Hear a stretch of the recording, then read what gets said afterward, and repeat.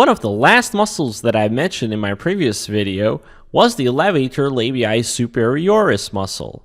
Sometimes referred to as a zygomatic head of the levator labii superioris muscle is this muscle over here, the zygomaticus minor. Now, zygomaticus minor is just like every other muscle of facial expression innervated by the seventh cranial nerve, the facial nerve. Here we see the zygomaticotemporal branch of the zygomatic nerve. And if you look a little bit more behind over here, we can see where it comes out of the facial nerve.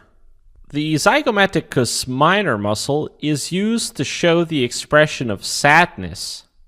Right next to it, you have the zygomaticus major, and because of different places of insertion of these muscles, the zygomaticus major is used to show the emotion of happiness. Now, I know I keep saying zygomaticus, zygomatic. What is actually zygomatic? This bone over here, where the muscles originate, is the zygomatic bone. In other words, it's just a cheekbone. It is really important for you to differentiate a real smile from a fake smile. And because this is animated anatomy, we're going to explain you what is the difference between a fake and a real smile anatomically.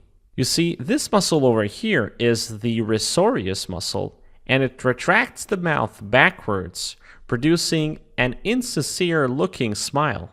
That's a fake smile that looks somewhat like a person showing off his teeth or something rather than smiling. The reason for this is that it does not lift the upper lip and it does not affect the skin around the eye. That's why we have the zygomaticus minor and the zygomaticus major muscles to do that.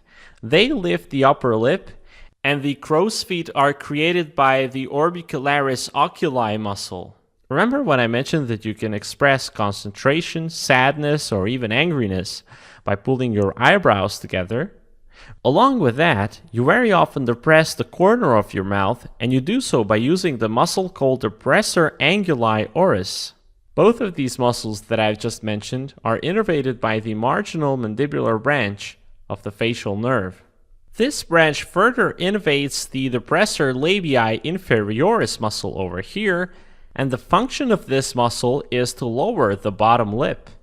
What people often do when they make photos is make a duck face, and to create a duck face type of a photo, they use this muscle over here called the mentalis.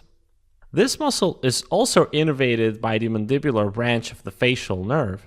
They also have to use the orbicularis oris muscle, which is innervated by the buccal branch of the facial nerve and partially by the mandibular branch of the facial nerve. Just because this expression reminds all of us now of duck face, it doesn't mean that's the only function of this muscle. It is sometimes known as the kissing muscle, and it is also used for playing of all brass instruments. So there is one more last thing that I want to mention before we move on to the next video and explain you the muscles of mastication. You see, when I wanted to explain the innervation here, I had to remove this muscle over here to show you the buccal branch of the facial nerve. So this muscle over here is the buccinator, and it has its origins on maxilla and mandibula.